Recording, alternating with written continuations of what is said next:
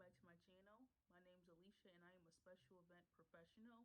I first got my feet wet in the events industry a few years ago, working at a prestigious law firm as a media and catering coordinator before recently, not recently, but before I just most recently, a year and a half ago, obtained a new position at a nationally accredited college as a special event professional supervisor.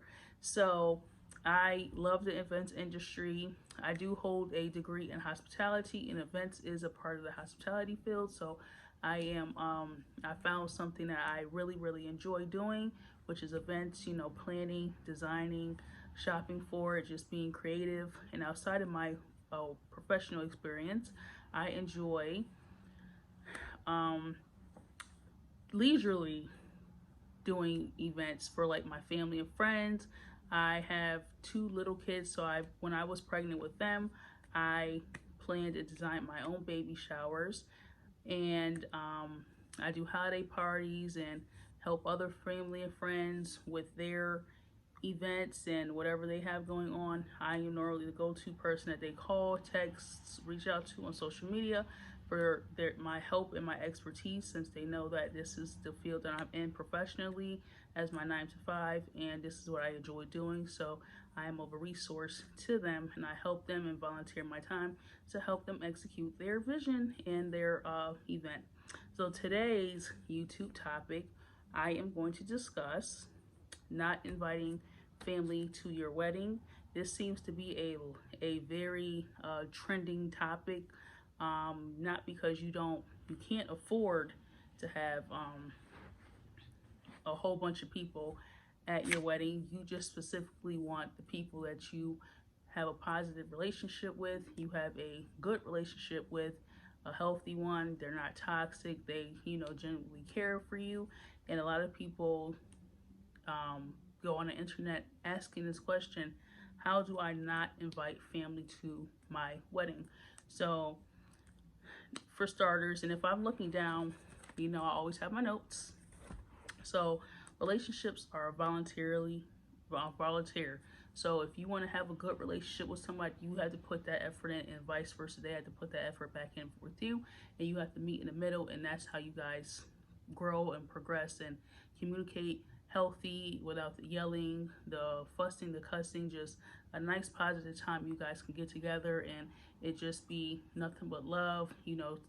Hiccups do happen every now and again, but it's not a continuous thing, and you guys are able to work out your issues and grow from your issues and move on.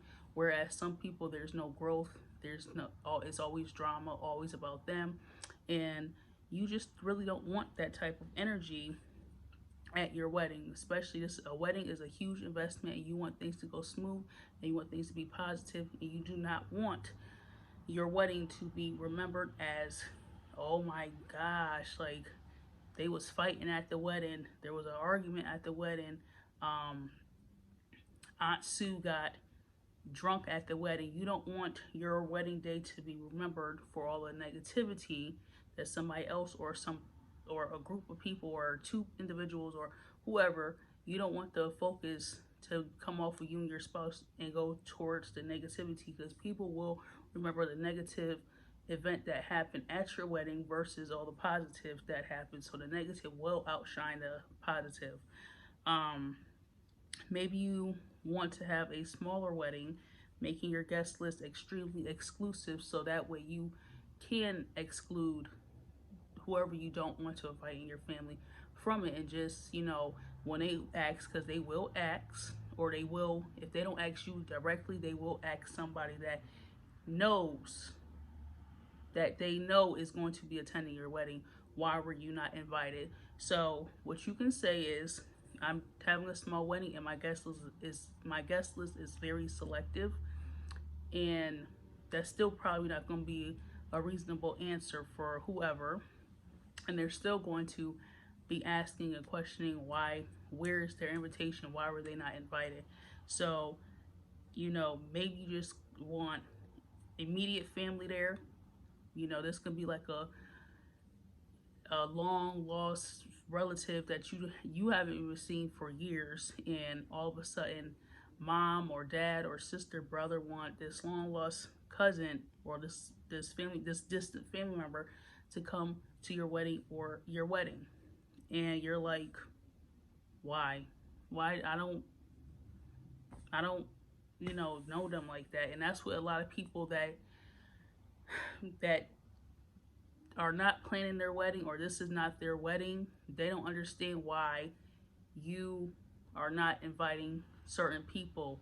Because when people hear family, they think of all the family. They think of every single body in the family that they could think of, that they want to attend, or they want at least an invitation to be extended to. And here you are, like, why would I extend the invitation to them if I don't even have a relationship with them, or I don't speak with them, I don't see them often enough for them to even be wanting to be in attendance to my wedding. So that's another factor. So now, how not to invite people is if they're distant, there's no communication, or if they're toxic. These are two individuals that you really don't want to attend your wedding. If they're toxic, or they're just long and lost and they don't really reach out to you, you don't reach out to them, there's no communication, there's really no relationship there other than you're my family and that's about it. There's nothing there. Nothing is there. But to avoid any drama by not inviting the toxic people or the distant people, you can just don't talk about your wedding around people that are not invited, or around people that are invited but you're not inviting certain people that they are close to. So pretty much what I say and what I stress and what I put out there is keep your wedding plans private and do as much as you can kind of before the invitations go out.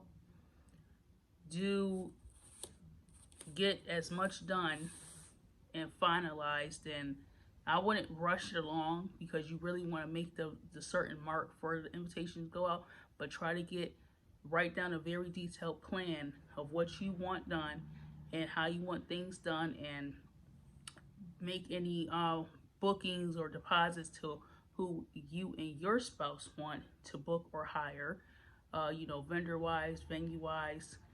And that way, when the invitation does go out and they open up the invitation, they can't try to now insert themselves into what you have going on. And what I mean by insert, I mean once the invitation gets passed out, the word spreads like wildfire, even to people that aren't invited, were never on a guest list, were never even thought of, now have found out about your wedding through other people. So the word is going to get out regardless of the fact if you invite these people or not. The people that you haven't invited are still going to find out about it. Regardless of how private and discreet you want it, people really can't hold information like that in. So the toxic people are going to find out one way or another, and the long lost relative is going to find out one way or another. The long distant people may not be a problem. They may just be like, okay, I understand. Or they might insert themselves into the drama like, why was I not invited? And then the toxic people obviously are going to have to insert themselves into some sort of drama one way or another, because they want to know why. They're just going to cause a whole they're going to be stirring the pot of drama. That's all I'm going to say. They're going to be stirring the pot of drama because it's not about them, just because the opportunity is there to cause drama, even though the opportunity is really not there, but they're going to see the opportunity there. So they're just going to be stirring. So don't get distracted by none of that. Continue on your planning path and do what you want to do. Don't worry, don't get frustrated by the invitation. If you start receiving backlash or anything like that, you invited who you wanted to invite to your wedding. Period. That's who you wanted there at your wedding. That's who you have. All family members don't have to be there. Everybody that you know doesn't have to be at your wedding. So if you don't want to invite somebody to your wedding, don't do so. And now if people start becoming pushy, tell them it is a limited guest list, and due to limited seating, this is what I want. But you don't even have to give people that much, because it's your wedding. You want who you want there. It's not for other people to try to take this as an opportunity to bring this person, that person, this person, and that person to your wedding. It is your wedding, you and your spouse's wedding. You guys are sharing this day and openly inviting other people to enjoy your wedding, to witness the unity, and you want who you want there. And hopefully it is close family and friends, and you're not trying to just go out and invite everybody. Invite who you wanted to invite, and you don't have to give an excuse for anything that you want to do for your wedding or event, for your wedding. Another thing, if you choose to go the social media route with your invitations and just have everything digital, try to make it as private as possible. But either, like I said before, the people that are not invited, they're still going to some way somehow get access to this website, because the people that are invited are going to be like, hey, they have just created a website, so check out their website, or see if you can try to get in to come to their wedding. It's going to be a whole bunch of unnecessary stuff, because people just don't get weddings. They think it's a big reunion, which it is. They think it's just anybody can come, and they're not factoring the costs and emotions behind this. So try to be as private as possible. If a person that is not invited reaches out to you trying to get information about your wedding, don't disclose anything, because you know why? They're going to pop up. They're going to say, oh, well, she told me it was this date and it was here and this is the time and stuff like that, and that I took that as my invitation. So they're going to try to finagle their way into your wedding one way or another. So do not disclose the venue, date, or time, like I said, because they might be bold enough to just pop up and take that verbal communication as an invitation. Also, make it known to the invited guests that it is limited seating.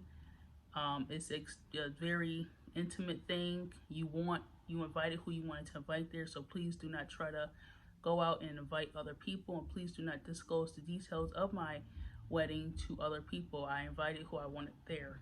So that should be your wishes that are respected by the invited guests, of not inviting certain family members or certain people to your wedding, because people see that as oh, I can bring my plus one, or this is Uncle Paul. Uncle Paul, I'll take care of him. I'll watch him during the wedding. I'll watch him, during this time. So they're gonna try to do whatever they can do or say to get the not invited family member to the wedding. But you have to stand strong. You have to stand your ground, or you're going to lose this battle if you do not withhold and stay strong on your wishes that you do not want this family member there, or you just don't. It's a small thing. You don't have to give an explanation. And if people are bold enough to invite family members that you don't want there, then maybe that's a conversation that you need to have with the person that you did invite after the wedding. Not when I mean after the wedding, I don't mean in the parking lot.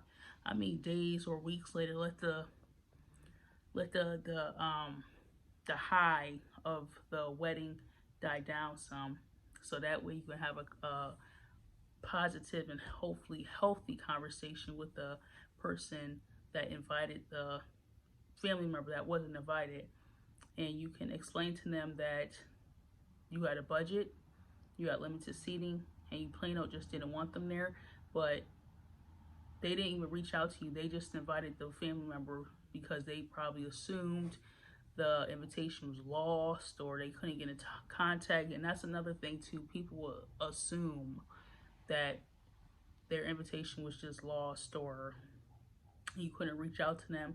So in your family anyway, so why not come? Um, so that's this is a very touchy topic, but it is kind of trendy. A lot of people, go reach out to the internet to see how not to invite family members, if it's okay not to invite family members because, of their budget or different reasonings that they don't need to mention out there. They have their own opinion, they have their own reasoning why such and such cannot, they don't want them there. And that is perfectly okay because it's your day. You can have whoever you want, you can do whatever you want. It is you and your spouse's day. Make it if you feel absolutely strongly that you do not want all your family there, or you only want a certain family there, but you really feel strongly about not having family, not inviting all your family, and you really don't want them knowing the details, you don't want them knowing nothing. Make your wedding an unplugged wedding. What is an unplugged wedding? An unplugged wedding is when you make your guests put their phones down. Okay, make your guests put their phones down. Do not take no pictures, do not take no videos, and do not post anything on social media because you've already hired a photographer, you've already hired a videographer.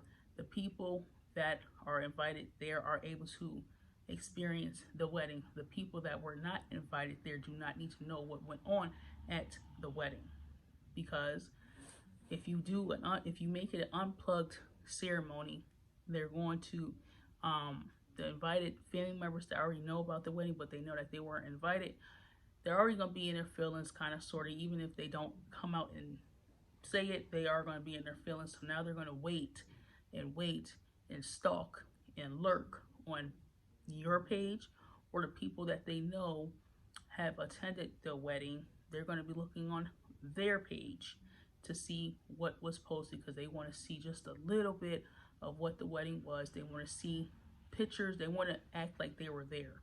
They want to make it seem like they were actually at the wedding. So they're going to be trying to look for anything that they can find about the wedding. So do not post pictures. Do not, and like I said before, refrain from your guests putting anything out there, because your wedding, your event does not need to be broadcasted if you do not want it to be. You don't have to go live. I know a lot of people, when they get to weddings, the first thing they do, they go live, they post a story, they post pictures, they post videos, they post everything, or they make a status about how good the wedding was. How fun the wedding is, or the food was really good. So they're leaving room for people that were not your family members, that were not invited. They're leaving that wide open for the people. You see how this is? You, your guests, the people that were not invited can walk right in without even leaving their comfort of their home. So if you're not inviting family, make it an unplugged ceremony. Make your guests put their phones down. Make them disconnect from social media and ask them through signage and stuff like that. Please do not post pictures. Please do not post statuses. This is a very private and discreet wedding, and I just want to enjoy it with you all. You all were invited here. Please just, have fun. I'm not saying don't take pictures, but I'm asking you not to put it out there on your social media pages. Just please respect me and my spouse's wishes on this. We feel very strongly about this, and we just want you all to have a good time.